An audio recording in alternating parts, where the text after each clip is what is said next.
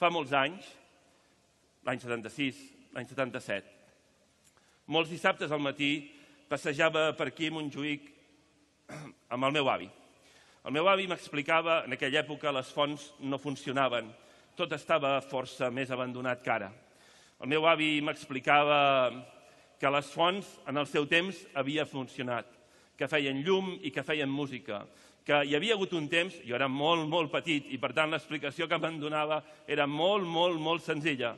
Em deia, aquí aquestes fonts feien llum i feien música i durant un temps aquestes fonts i aquesta ciutat i aquest país va ser admirat pel món.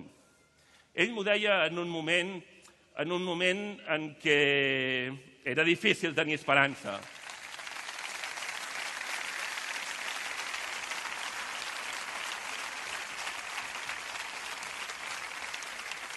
M'ho deia des de l'enyorança d'un home ja gran, d'un home ja vell, que recordava amb enyor la seva joventut. Una joventut que havia viscut, com tothom, amb tota la fam i tot l'entusiasme dels joves, que havia coincidit amb un moment d'una esperança immensa, amb un moment d'una grandesa gegantina, amb un moment en què tot semblava possible. I en canvi, en el moment que ell m'ho explicava, sabia que tot era molt difícil. Els meus avis, a diferència d'altres, els meus avis van votar en contra d'aquella Constitució del 78. La trobaven insuficient, no satisfeia la seva... tan legítim com tots els altres, diguem-ne, però m'ho transmetien d'alguna manera o altra. Ell tenia la sensació que potser mai no ho aconseguiríem. Jo, molt petit, segur que, com molts de vosaltres, jo, carregat d'ingenuïtat i d'innocència, d'inconsciència, segur, li prometia que un dia ho aconseguiríem. I aquest dia ha arribat.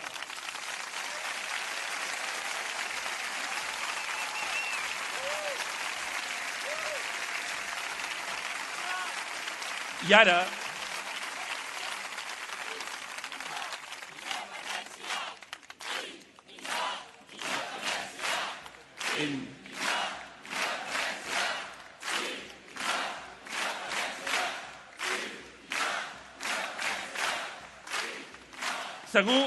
segur que cadascun de vosaltres té la seva història íntima, potser molt antiga o molt recent, potser explicada aquí, en aquest passeig, en aquesta ciutat, potser explicada en un lloc molt llunyà. És la història de l'amor per la justícia, de l'amor per la llibertat, de l'amor per l'esperança, de l'amor per la fe dels que no es resignen, dels que no es rendeixen. I és per això, perquè aquest amor a la llibertat i a la justícia, perquè aquesta fe i aquesta esperança són universals, és per això que tots nosaltres les podem compartir.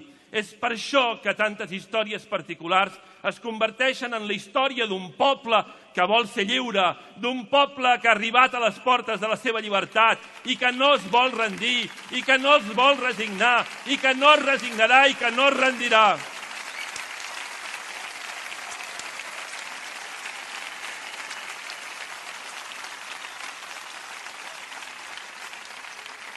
I ara que estem a punt de concretar les més grans de les esperances, les més grans de les il·lusions, ara que estem a punt de complir les més íntimes de les nostres promeses, ara que estem a punt de regalar a la nostra gent, als nostres fills, als nostres nets, el més gran dels presents que es pot fer a qualsevol persona, el present de la llibertat, de l'esperança, de la igualtat d'oportunitats. Ara no ens rendirem!